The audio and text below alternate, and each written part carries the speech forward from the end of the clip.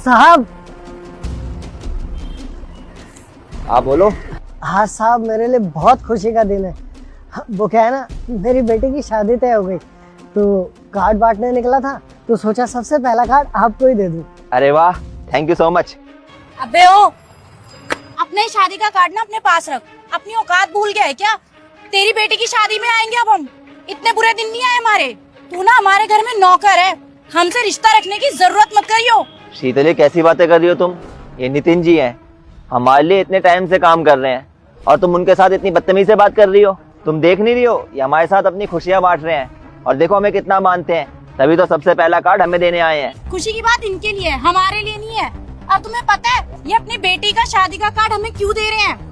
क्योंकि इनको ना हमसे पैसा चाहिए। इन्होंने सोचा कि शगुन में मोटा पैसा दे देंगे तो इसका फायदा हो जाएगा और ये अपनी बेटी की शादी में वो पैसा लगा देगा। पैसे के लालच में कार्ड दे रहा है हमें, कोई प्यार व्यार नहीं है हमसे। नहीं मेम साहब, आप गलत सोच रही हैं। बात पैसे की नहीं है, बात परिवार की है और खुशियों की है। शायद आप भूल रही हैं, जब मेरा बुरा वक्त था ना, तो आप लोगों ने मेरा बहुत साथ दिया था।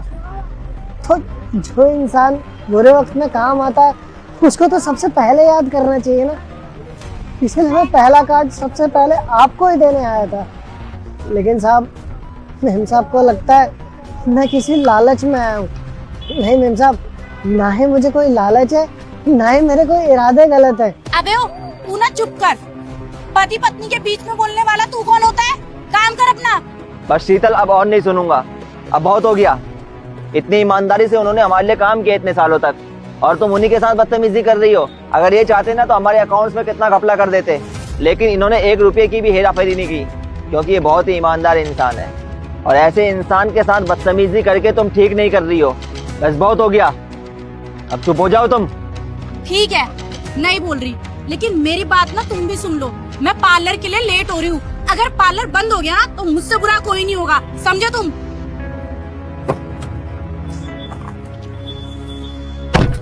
देखिए अंकल जी, इसकी तरफ से मैं आपसे माफी मांगता हूँ।